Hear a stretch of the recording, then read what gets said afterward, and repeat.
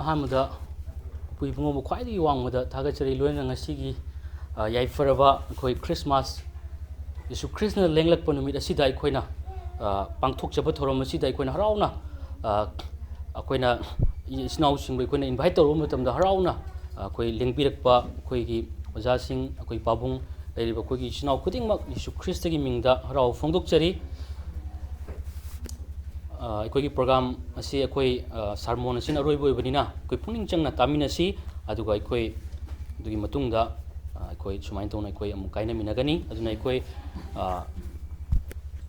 हुजी ईश्वरगी वाहैदा अखोई ईश्वरगी वाहै तामिननबा अखोई थौरांग तौमिनसी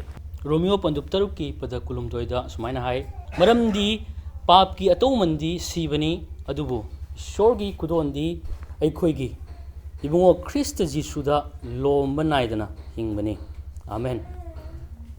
a prayer कितन तौजरके थागचरी प्रभु नाकी वाही अचुम्बदो हाइदोकननबगी दमक मतम नाहांगना नसात थौरांग तौहनबिबगी पिनबिबगी दमक थागचरी प्रभु सना हाइदोकदम मतमदा प्रभु नाकी थवाइदुना नसाबु चिंगबिदुना गांथोहनबिगनी हाइबगी थाजबग लोइना खुदिमक जीसु ख्रिस्टगी मिंगदा हाइजबनी आमेन शोबी हम थागली नसी हाइरिबा स्क्रिप्चर दुदा हाइबगुमना पाप की अतौमंदी सीबनी अदुबु ईश्वरगी खुदोंदी अखोइगी Ibungo Christ जीसुदा लोम्बा नाइदबा हिंगबनी हाइबसिनी ngasi ibungo mahakna aikoida khudol oina aikoida piba haibasini khudol haibase kaino haiba matamda aikoi mioibana asa leitaw matamda piba khudolni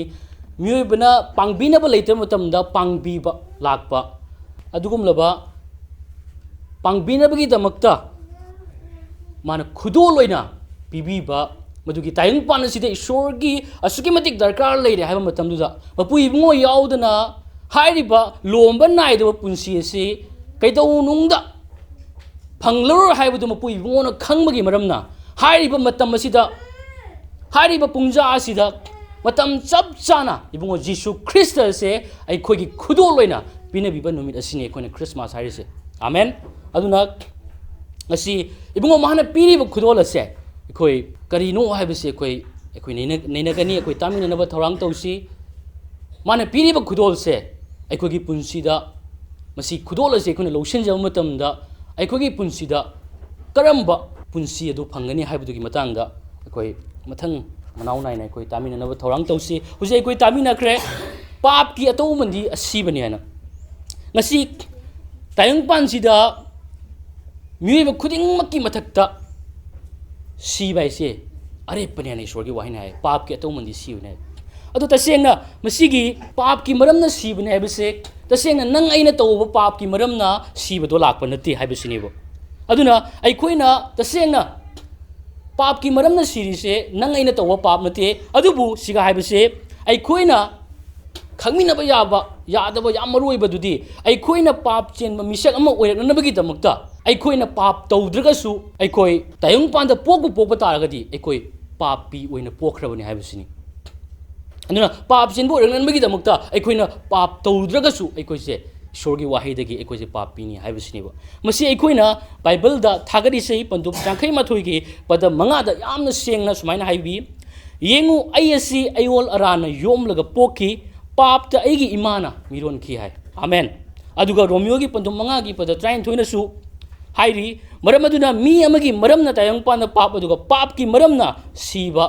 संखिबगुमना सीबदु मी पोमनमक्ता थंगथरे आमेन अदुना इस्नाउसिंग अइखोइना ngasi पापी ओइरेबसी अइखोइना पाप तौबगी मरम नते अदुबु आदमना पाप तौबगी मरम नने आमेन अदुना अइखोइना मरोइना खंगदबदी ngasi थाजबसिंगी मरक्तसु खनबा यावे अइखोइना पाप तौबगी मरमना अइखोइ पापी ओरपने मदु तसेंगनमक ईश्वरगी वाहिना मदुमाइना हाइदे ईश्वरगी वाहिना कमाय मतमदा ngasi अइखोइना पाप तौरबगी मरमना अइखोइना पापी ओरप नते अदुबु आदमना पाप तौबगी मरमना अइखोइना पापी ओरपनी मदुगुमना ngasi अइखोइना धर्म चेनबा ओरनबगी दमक्तसु अइखोइना धर्म चेनबा हाइबसे खुदोलनी अदुना ngasi बाइबल ना हाय मी अमगी हाइबे इनबगी मरमना मी अयामबु पापता ताहाले अदुबु मी अमगी अमुक हाइबे इनबगी मरमना मी अयामबु धर्म चेनबु ओहनबिगने आमेन ꯑꯗꯨꯅ ꯉꯁꯤ ꯑꯩꯈꯣꯏꯁꯦ ꯏꯃꯥꯒꯤ ꯒꯔꯚꯗꯒꯤ ꯑꯩꯈꯣꯏꯁꯦ ꯄꯥꯄꯤ ꯑꯣꯏꯅ ꯊꯣꯛꯂꯛꯈ꯭ꯔꯕꯅꯤ ꯑꯩꯅ ꯄꯥꯞ ꯇꯧꯗ꯭ꯔꯒꯁꯨ ꯏꯁꯣꯔꯒꯤ ꯃꯤꯠꯌꯦꯡꯗ ꯑꯩꯁꯦ ꯄꯥꯄꯤ ꯑꯃ ꯑꯣꯏꯈ꯭ꯔꯕꯅꯤ ꯍꯥꯏꯕꯁꯤꯅꯦꯕ ꯑꯗꯨꯅ ꯍꯥꯏꯔꯤꯕ ꯁ꯭ꯀ꯭ꯔꯤꯞꯆꯔ ꯑꯩꯅ ꯄꯥꯊꯣꯛꯈꯤꯕ ꯑꯗꯨꯗꯒꯤ ꯑꯩꯈꯣꯏꯅ ꯈꯪꯕꯁꯦ ꯇꯥꯏꯕꯪꯄꯥꯟꯗ ꯂꯩꯔꯤꯕ ꯃꯤꯑꯣꯏꯕ ꯈꯨꯗꯤꯡꯃꯛꯁꯦ ꯇꯁꯦꯡꯅ ꯄꯥꯞ ꯆꯦꯟꯕ ꯑꯌꯣꯜ ꯑꯔꯥꯟꯅ ꯊꯟꯕ ꯃꯤꯁꯤꯡ ꯉꯛꯇ ꯑꯣꯏꯔꯦ ꯍꯥꯏꯕꯁꯤꯅꯦꯕꯀꯣ ꯑꯗꯨꯅ ꯁꯤꯕ ꯍꯥꯏꯁꯦ ꯑꯔꯦꯞꯄ ꯍꯥꯏꯕꯁꯦ ꯁꯤꯕ ꯍꯥꯏꯕꯁꯦ ꯑꯔꯦꯞꯄꯅꯦ ꯍꯥꯏꯕꯁꯦ ꯏꯕꯨꯡꯉꯣ ꯃꯍꯥꯛꯀꯤ ꯋꯥꯍꯩꯗꯒꯤ ꯑꯩꯈꯣꯏꯅ ꯎꯔꯦ ꯃꯁꯤ ꯃꯤꯄꯨꯝ ꯈꯨꯗꯤꯡꯃꯛꯀꯤ ꯋꯥꯅꯤꯀꯣ ꯁꯦ ꯑꯗꯨꯅ ꯁꯥꯝ ꯍꯥꯏꯔꯤꯕ ꯂꯥꯏꯔꯤꯛꯇꯨꯒꯤ 98:3 ꯁꯨꯃꯥꯏꯅ ꯍꯥꯏ ꯃꯁꯥꯅ ꯃꯁꯥꯕꯨ ꯄꯥꯞꯇꯒꯤ ꯍꯟꯗꯣꯛꯆꯕ ꯉꯝꯕ ꯀꯅꯥꯁꯨ ꯂꯩꯇꯦ ꯑꯗꯨꯒ ꯀꯅꯥ ꯑꯃꯠꯇꯅ ꯃꯥꯒꯤ ꯊꯋꯥꯏꯒꯤ ꯃꯃꯜ ꯏꯁꯣꯔꯗ ꯄꯤꯕ ꯉꯝꯗꯦ ꯍꯥꯏ ꯑꯗꯨꯅ ꯑꯩꯈꯣꯏꯁꯦ ꯇꯁꯦꯡꯅ ꯍꯥꯏꯔꯤꯕ ꯄꯥꯞ ꯑꯁꯤ ꯑꯩꯈꯣꯏꯅ ꯇꯧꯕ ꯇꯧꯗꯕꯒꯤ ꯃꯈꯥ ꯄꯣꯟꯗ꯭ꯔꯦ ꯑꯩꯈꯣꯏꯁꯦ ꯇꯁꯦꯡꯅ ꯄꯣꯛ ꯇꯥꯔꯒꯗꯤ ꯑꯩꯈꯣꯏ ꯄꯥꯄꯤ ꯑꯣꯏꯅ ꯄꯣꯛꯂꯛꯈ꯭ꯔꯦꯅ ꯎꯕ ꯐꯪꯉꯤ ꯃꯔꯝ ꯑꯗꯨꯅ ꯑꯩꯈꯣꯏꯁꯦ ꯄꯥꯞꯇꯨꯗꯒꯤ ꯍꯟꯗꯣꯛꯆꯅꯕꯒꯤꯗꯃꯛꯇ ꯑꯩꯈꯣꯏꯁꯦ ꯎꯄꯥꯏ ꯑꯃꯠꯇ ꯂꯩꯇ꯭ꯔꯦ ꯍꯥꯏꯕꯁꯤꯅꯦꯕ ꯑꯗꯨꯅ ꯏꯆꯤꯟꯅꯥꯎꯁꯤꯡ ꯃꯁꯤꯒꯨꯝꯂꯕ ꯏꯁꯥꯅ ꯏꯁꯥꯕꯨ ꯀꯟꯖꯕ ꯉꯝꯗꯕ ꯑꯃꯁꯨꯡ ꯃꯤꯑꯣꯏꯕꯅ ꯑꯁꯥ ꯑꯃꯠꯇ ꯂꯩꯔꯛꯇ꯭ꯔꯕ ꯃꯇꯝ ꯑꯁꯤꯗ ꯑꯩꯈꯣꯏꯅ ꯍꯤꯡꯅ ꯇꯁꯦꯡꯅ ꯕꯥꯏꯕꯜꯅ ꯍꯥꯏ ꯑꯩꯈꯣꯏꯁꯦ ꯊꯋꯥꯏꯗ ꯁꯤꯗꯨꯅ ꯂꯩꯔꯝꯃꯦ ꯍꯥꯏ ꯍꯤꯡꯅ ꯁꯤꯗꯨꯅ ꯂꯩꯔꯤꯕ ꯃꯗꯨꯒꯨꯝꯂꯕ ꯄꯨꯡꯖꯥ ꯑꯁꯤꯗ ꯁꯔꯒꯗꯒꯤ ꯍꯥꯏꯔꯤꯕ ꯈꯨꯗꯣꯜ ꯑꯗꯣ ꯃꯄꯨ ꯏꯕꯨꯡꯉꯣꯅ ꯑꯩꯈꯣꯏꯒꯤ ꯑꯁꯨꯛꯀꯤ ꯃꯇꯤꯛ ꯗꯔꯀꯥꯔ ꯂꯩꯔꯦ ꯍꯥꯏꯕꯁꯦ ꯈꯪꯕꯒꯤ ꯃꯔꯝꯅ ꯍꯥꯏꯔꯤꯕ ꯈꯨꯗꯣꯜ ꯑꯁꯦ ꯉꯁꯤ ꯑꯩꯈꯣꯏꯗ ꯏꯕꯨꯡꯉꯣ ꯖꯤꯁꯨ ꯈ꯭ꯔꯤꯁ ꯑꯁꯦ ꯑꯩꯈꯣꯏꯗ ꯄꯤꯅꯕꯤꯕꯅꯦꯕ 아멘 ꯑꯗꯨꯅ ꯃꯥꯕꯨ ꯊꯥꯖꯕ ꯃꯤ ꯈꯨꯗꯤꯡꯃꯛꯅ ꯀꯔꯤ ꯍꯥꯏ ꯍꯧꯖꯤꯛꯇ ꯍꯥꯏꯈꯤꯕꯗꯣ ꯖꯤꯁꯨꯗ ꯂꯣꯝꯕ ꯅꯥꯏꯗꯕ ꯍꯤꯡꯕꯅꯤ ꯍꯥꯏꯅ ꯍꯥꯏ 아멘 ꯑꯗꯨꯅ ꯏꯆꯤꯟꯅꯥꯎꯁꯤꯡ ꯑꯩꯈꯣꯏ ꯏꯕꯨꯡꯉꯣ ꯖꯤꯁꯨꯅ ꯇꯥꯏꯕꯪꯄꯥꯟꯗ ꯂꯦꯡꯂꯛꯄꯒꯤ ꯈ꯭ꯋꯥꯏꯗꯒꯤ ꯃꯔꯨꯑꯣꯏꯕ ꯃꯔꯝ ꯑꯩꯈꯣꯏ ꯄꯨꯛꯅꯤꯡ ꯆꯪꯅ ꯑꯩꯈꯣꯏ ꯃꯔꯝ ꯑꯩ ꯍꯥꯏꯗꯣꯛꯅꯅꯕ ꯊꯧꯔꯥꯡ ꯇꯧꯖꯒꯦ ꯑꯩꯈꯣꯏ ꯄꯨꯛꯅꯤꯡ ꯆꯪꯅ ꯇꯥꯃꯤꯟꯅꯁꯤ ꯇꯁꯦꯡꯅ ꯖꯤꯁꯨ ꯈ꯭ꯔꯤꯁꯇꯅ ꯂꯥꯛꯄꯁꯦ ꯃꯤꯑꯣꯏꯕꯕꯨ ꯃꯥꯡꯍꯟꯅꯅꯕ ꯃꯥꯡ ꯇꯥꯛꯍꯟꯅꯅꯕ ꯑꯃꯗꯤ ꯋꯥꯌꯦꯟꯅꯅꯕ ꯂꯥꯛꯄ ꯅꯠꯇꯦ ꯏꯆꯤꯟꯅꯥꯎꯁꯤꯡ ꯃꯥꯅ ꯂꯥꯛꯄꯁꯤꯗꯤ ꯑꯩꯈꯣꯏꯕꯨ ꯄꯥꯞꯇꯒꯤ ꯀꯟꯕꯤꯔꯦ ꯍꯥꯏꯔꯒ ꯂꯣꯝꯕ ꯅꯥꯏꯗꯕ ꯄꯨꯟꯁꯤꯗꯣ ꯄꯤꯕꯤꯅꯕ ꯂꯥꯛꯄꯅꯦꯕ 아멘 ꯑꯗꯨꯅ ꯑꯩꯈꯣꯏꯅ ꯃꯥꯁꯦ ꯂꯥꯛꯄꯁꯦ ꯍꯧꯖꯤꯛꯇ ꯍꯥꯏꯗꯣꯛꯈ꯭ꯔꯦ ꯃꯥꯡꯍꯟ ꯇꯥꯛꯍꯟꯅꯕꯁꯨ ꯂꯥꯛꯄ ꯅꯠꯇꯦ ꯍꯥꯏꯕꯁꯤꯅꯤ ꯑꯗꯨꯅ ꯃꯄꯨ ꯏꯕꯨꯡꯉꯣꯅ ꯃꯤꯑꯣꯏꯕꯁꯤꯡ ꯑꯁꯤ ꯇꯁꯦꯡꯅ ꯍꯥꯏꯕ ꯏꯟꯗꯕꯒꯤ ꯃꯔꯝꯅ ꯃꯥꯁꯦ ꯅꯣꯔꯣꯛꯇ ꯊꯥꯗꯔꯒꯦ ꯑꯣꯔ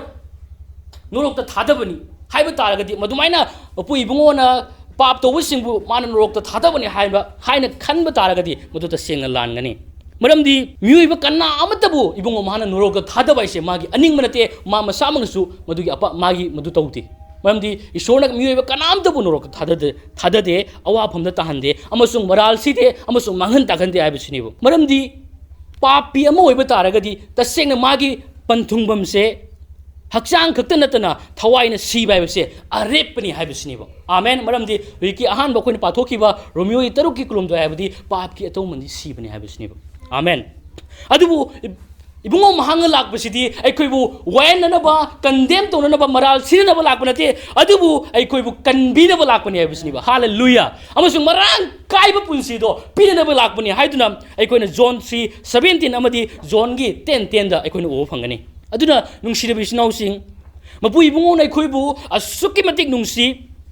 ꯕꯥꯏꯕꯜꯅ ꯍꯥꯏ ꯃꯄꯨ ꯏꯕꯨꯡꯉꯣꯗꯤ ꯅꯨꯡꯁꯤꯕꯅꯤ ꯍꯥꯏꯅ ꯑꯩꯈꯣꯏꯅ 1 ꯖꯣꯟ 4:4ꯗ ꯑꯩꯈꯣꯏꯅ ꯎꯕ ꯐꯪꯒꯅꯤ ꯑꯗꯨꯅ ꯏꯕꯨꯡꯉꯣ ꯃꯥꯅ ꯑꯩꯈꯣꯏꯕꯨ ꯇꯁꯦꯡꯅ ꯅꯨꯡꯁꯤꯗꯕ ꯇꯥꯔꯒꯗꯤ ꯅꯨꯡꯁꯤꯔꯝꯗꯕ ꯇꯥꯔꯒꯗꯤ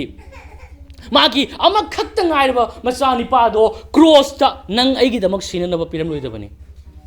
아멘 ꯑꯗꯨꯅ ꯏꯆꯤꯟꯅꯥꯎꯁꯤꯡ ꯃꯄꯨ ꯏꯕꯨꯡꯉꯣꯅ ꯑꯩꯈꯣꯏꯕꯨ ꯑꯁꯨꯛꯀꯤ ꯃꯇꯤꯛ ꯅꯨꯡꯁꯤꯕꯁꯦ ꯑꯩꯅ ꯋꯥ ꯑꯃꯇ ꯍꯥꯏꯖꯅꯤꯡꯉꯤ ꯏꯁꯣꯔꯅ ꯑꯩꯈꯣꯏꯕꯨ ꯑꯁꯨꯛꯀꯤ ꯃꯇꯤꯛ ꯅꯨꯡꯁꯤꯌꯦꯅ ꯕꯥꯏꯕꯜꯅ ꯐꯣꯡꯗꯣꯛꯄꯤꯔꯤꯁꯦ ꯅꯪ ꯑꯩꯅ ꯐꯕꯒꯤ ꯅꯠꯇꯦꯕ 아멘 ꯅꯪ ꯑꯩꯅ ꯐꯖꯅ ꯍꯥꯏꯕ ꯏꯜꯂꯀꯥꯟꯗ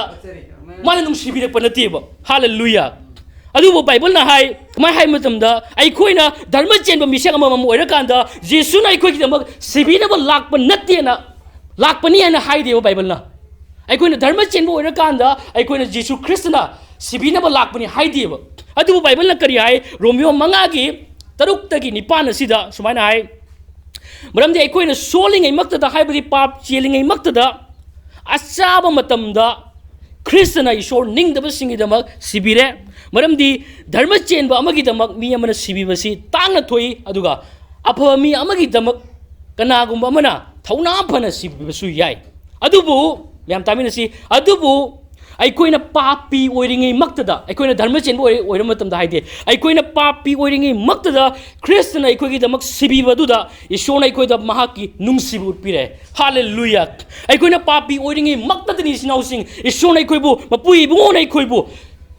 ꯅꯨꯡꯁꯤꯕꯤꯗꯨꯅ ꯀ꯭ꯔꯣꯁꯇ ꯖꯤꯁꯨ ꯈ꯭ꯔꯤꯁꯇ ꯁꯤꯅꯅꯕ ꯊꯥꯕꯤꯔꯛꯄꯅꯦꯕ ꯑꯥꯃꯦꯟ ꯑꯗꯨꯅ ꯑꯩꯈꯣꯏꯅ ꯙꯔꯃ ꯆꯦꯟꯕ ꯑꯣꯏꯔꯀꯥꯟꯗ ꯅꯠꯇꯦꯕ ꯑꯥꯃꯦꯟ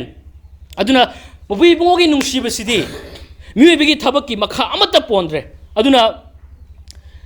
ꯇꯁꯦꯡꯅ ꯏꯁꯣꯔꯒꯤ ꯃꯄꯨ ꯏꯕꯨꯡꯉꯣꯒꯤ ꯅꯨꯡꯁꯤꯕ ꯍꯥꯏꯕꯁꯦ ꯃꯥꯒꯤ ꯅꯦꯆꯔꯅꯤ ꯃꯍꯥꯛ ꯃꯁꯥꯃꯛ ꯅꯨꯡꯁꯤꯕꯅꯤ ꯑꯃꯁꯨꯡ ꯅꯨꯡꯁꯤꯕ ꯍꯥꯏꯕꯁꯦ ꯃꯥꯒꯤ ꯃꯆꯠꯅꯦꯕ ꯑꯥꯃꯦꯟ ꯑꯗꯨꯅ ꯑꯩꯈꯣꯏꯅ ꯇꯧꯕ ꯊꯕꯛꯀꯤ ꯃꯈꯥ ꯄꯣꯟꯗꯦ ꯑꯩꯈꯣꯏꯅ ꯇꯧꯕ ꯊꯕꯛꯅ ꯃꯍꯥꯛꯀꯤ ꯅꯨꯡꯁꯤꯕꯁꯦ ꯍꯣꯡꯗꯣꯛ ꯍꯣꯡꯖꯤꯟ ꯇꯧꯕ ꯌꯥꯗꯦꯕ ꯑꯥꯃꯦꯟ ꯍꯥꯂꯦꯂꯨꯌꯥ ꯑꯗꯨꯅ ꯑꯗꯨꯕꯨ ꯏꯆꯤꯟꯅꯥꯎꯁꯤꯡ ꯃꯍꯥꯛꯀꯤ ꯅꯨꯡꯁꯤꯕꯅꯗꯤ ꯑꯩꯈꯣꯏꯒꯤ ꯄꯨꯟꯁꯤ ꯃꯄꯨꯡ ꯐꯥꯅ ꯍꯣꯡꯍꯟꯕ ꯉꯝꯃꯤ ꯍꯥꯂꯦꯂꯨꯌꯥ ꯍꯥꯂꯦꯂꯨꯌꯥ ꯑꯗꯨꯅ ꯍꯧꯖꯤꯛꯇ ꯍꯥꯏꯗꯣꯛꯈꯤꯕ ꯁ꯭ꯀ꯭ꯔꯤꯞꯆꯔꯗꯨꯗ ꯔꯣꯃꯤꯌꯣ 5:7 ꯑꯩꯈꯣꯏ 6ꯇꯒꯤ 9 ꯐꯥꯎ ꯄꯥꯈꯤꯕꯅꯤ ꯑꯗꯨꯒ 5:7ꯇꯣ ꯑꯗꯨꯒ ꯋꯥ ꯑꯃꯇꯪ ꯑꯩ ꯁꯤꯒ ꯄꯟꯕ ꯋꯥꯍꯩ ꯑꯃꯈꯛ ꯑꯩ ꯄꯥꯊꯣꯛꯆꯔꯛꯀꯦ ꯁꯨꯃꯥꯏꯅ ꯍꯥꯏ ꯃꯔꯝꯗꯤ ꯙꯔꯃ ꯆꯦꯟꯕ ꯃꯤ ꯑꯃꯒꯤꯗꯃꯛ ꯃꯤ ꯑꯃꯅ ꯁꯤꯕꯤꯕꯁꯤ ꯇꯥꯡꯅ ꯊꯣꯛꯏ ꯑꯗꯨꯒ ꯑꯐꯕ ꯃꯤ ꯑꯃꯒꯤꯗꯃꯛ ꯀꯅꯥꯒꯨꯝꯕ ꯑꯃꯅ ꯊꯧꯅꯥ ꯐꯕꯁꯨ ꯁꯤꯕꯤꯅꯕ ꯊꯧꯅꯥ ꯐꯕꯁꯨ ꯌꯥꯏ ꯁꯤꯅꯦꯕ ꯌꯦꯡꯉꯣ ꯃꯁꯤꯗ ꯍꯥꯏꯔꯤꯁꯤ ꯌꯦꯡꯉꯣꯀꯣ ꯙꯔꯃ ꯆꯦꯟꯕ ꯃꯤꯑꯣꯏ ꯑꯃꯒꯤ ꯐꯥꯎꯕ ꯁꯤꯕꯤꯅꯕ ꯀꯅꯥꯁꯨ ꯂꯩꯇꯦ ꯑꯝꯇ ꯈꯟꯖꯤꯡꯁꯤ ꯙꯔꯃ ꯆꯦꯟꯕ ꯃꯤ ꯑꯃꯒꯤ ꯐꯥꯎꯕ ꯁꯤꯕꯤꯅꯕ ꯂꯩꯇꯦ ꯍꯥꯏꯕꯅꯤ ꯃꯁꯤꯗ ꯍꯥꯏꯁꯦ ꯑꯗꯨ ꯑꯣꯏꯇꯥꯔꯒꯗꯤ ꯄꯥꯄꯤ ꯑꯃꯒꯤꯗꯃꯛꯇꯗꯤ ꯁꯤꯕꯤꯅꯕ ꯀꯅꯥ ꯂꯩꯒꯅꯤ ꯑꯥꯃꯦꯟ तसेंग कनासु लेरोय अदुगी महुता सिबीबदी लारेदना है नंग त सिजक्रो आइना सिराप तोरकनेब है सुगुम मिसिबु सिगिमना फरबनेना अखोइना सिराप तौनरिमेब सेंग हारेगदी अदुबु हालेलुया नुंसिबि स्नाउसिंग नंग आइगी दमक्तदी यीशु ख्रिस्ता अखोइ पुइबुंगोगी अमत ngairब मचानी पादो लेरी आमेन नंग आइगी दमक्तदी पापी नंग आइगी दमक्तदी धर्म चेंब मी अमगी बाव कनासु लेत्रे सिबिनबा अदुबु पापी अमगी दमक्तदी कनाबु लेगनी कनामबु लेरोय हजिगे syrup पिगिने हाइदुनेबा अदुबु असुगुमलबा आइखोइना फबा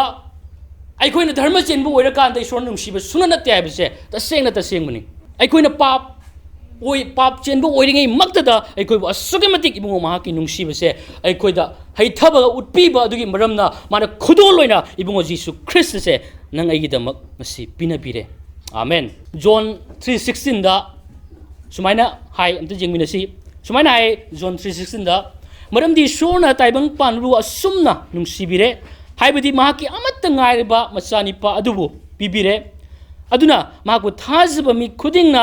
मांगदुना लोम्बा नाइदबा हिंगबा फंगनबनीना hi amen अदुना मसिदगी अखोइना O फंगबसे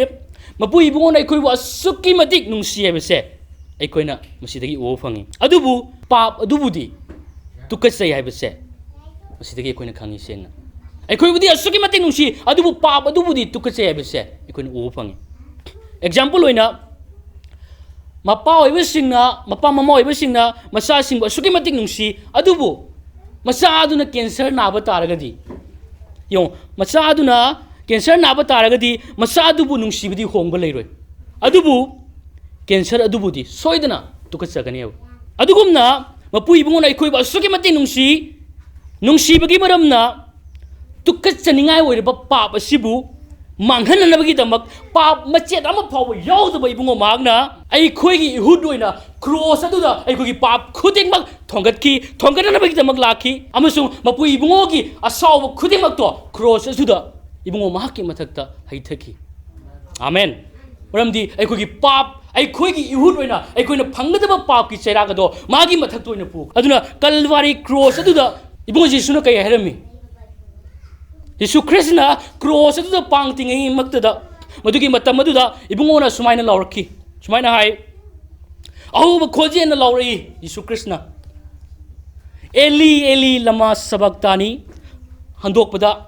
अईगी Ishwar नहांगना अईबु करिगी थादोक पिरिबनो नहांगना अईबु थादोक पिरिबा करिगिनो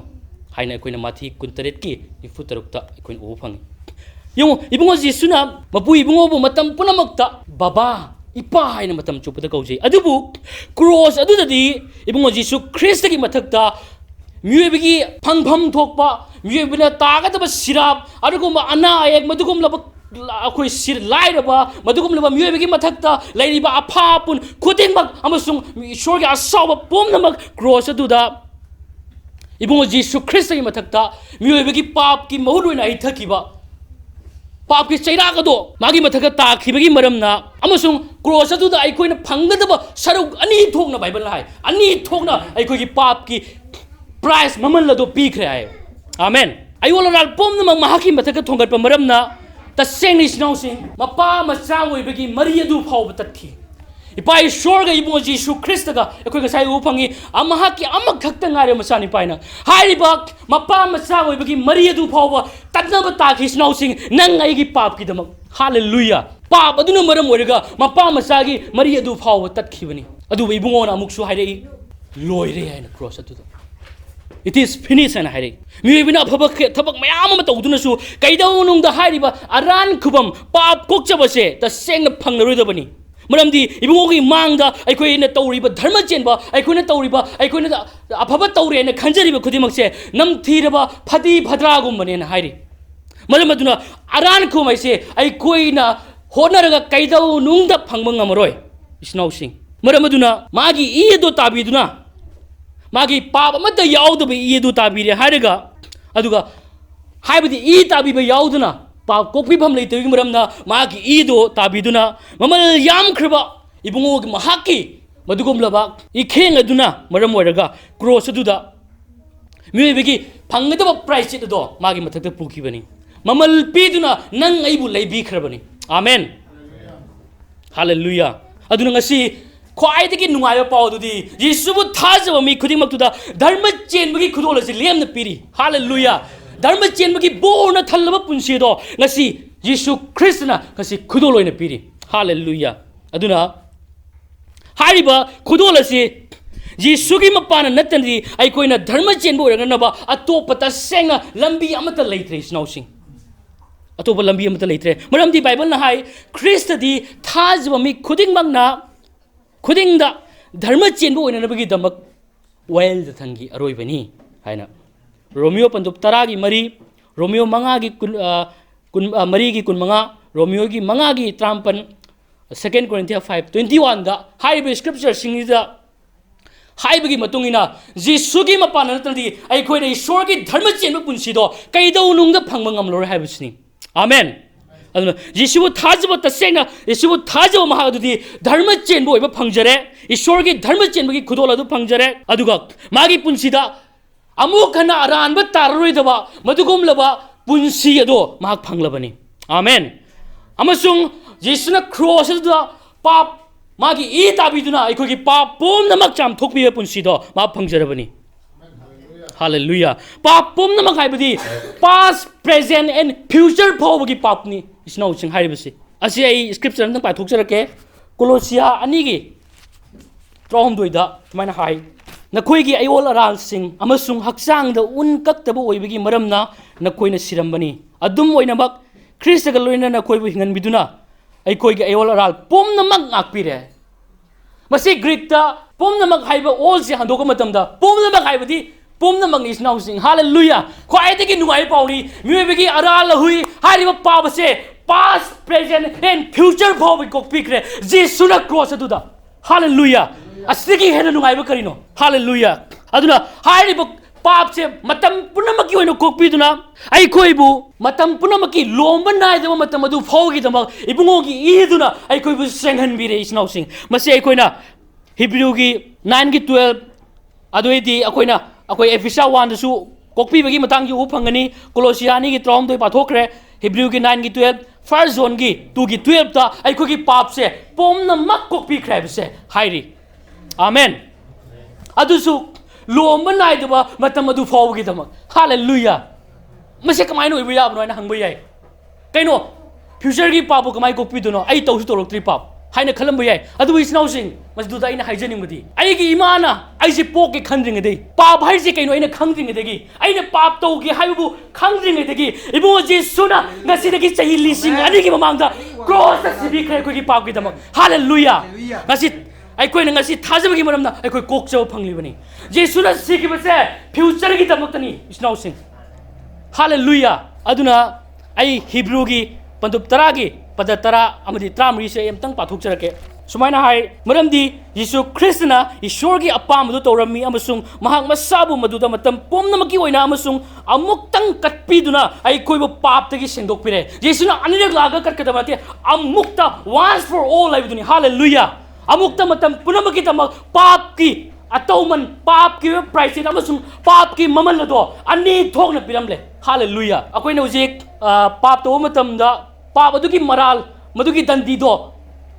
mi amada ani thok na kedung da pide amuk pi kradi pi kre ani thok na amuk maral adu ki tamak maral amadu ki tamak ani rak dandi pide madu kom na ai koi ki pap asiki iral asiki tamak iral sigi tamak jisu na cross na punama hi thakre amuk kan ai koi da ibunga mang na maral siroi amuk kan pam ning sing na roi snau sing hallelujah bible na hai hebrew gi nipan gi trying to do sumai hai aina makhoi gi pap sing ngakpi gani aduga makhoi gi aran madu amuk kan ning sing na roi hallelujah amuk kan ning sing na roi mase kanan hai buno aina hai bulate ibungo mapui ibungo na hayam bani tayong pandemi khodimak chin thiwara basu ibungo mahadia chummani hai amen mina hai bu thajagadra mapui ibungo na hai bu thajagadra aduna ngasidi is now sing jesu bu thajakro magado annoba punsi ado phangjare brand new hariba new creation ado phangjare magi punsi hallelujah aduna kana gum mina christ jesu bu hek thajo mi ko maduda adugi adumakta da pungja duda mag annoba punsi ma phanglabani amen mapui ibungo gi thawai sengbudo magi nung na changakhrabani madugi maramna mak anauba mapok ado mikop aduda anauba mapok ma phangjarabani nau na pok pai do ma phangjarabani yesu christ bu thajaba singi testimony amam le madu kaina bitam da karamba testimony no simhak sikhi bagi yesu bu thajaba mahak adu ki testimony lei mahak sikhi bagi adu sigi sidi bible la kari ai matam da Christ ki oi kraba sing aduna hakchang adu magi phattaba wakhal amasung apaba sing aduga loinana cross the heart kre ai koina pap ki minai oina leitana na ba pap chin ba hakchang asi manghanduna ai koi ki ariba mi adu ibungo go loinana cross the simina kre aduna ai Christ ka loinana cross the simina kre ai ne hingli ba se ai nate adubu Christana ai gi nung da hingli bani ai yesu bu thaja kraba mahak adudi magi pass leitre hoi ma ho ki matam da duiram ba jai phatta boiram ba jai sinti boiram ba jai huran ba torom ba jai mayam ma phatta ba torom ba jai tongan ba mong da le ba jai adubu yesu bu thaja ba mi ko du degidi mak totally brand new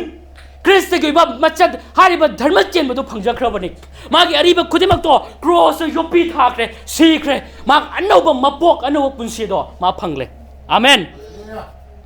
hallelujah aduna asukai matik mamal yam khriba aran khubam hariba loma nai da base ibungo mang nai khoi da ngasi pina pire isnau sing nang ai gi damak tani isnau sing base ai koi khuding makki punsida khudol loina ngasi piri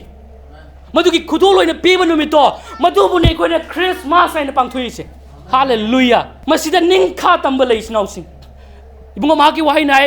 achum maduna koi na khangani aduga achum maduna na koi bu ning taman ngani ai hallelujah achum mudo basida leire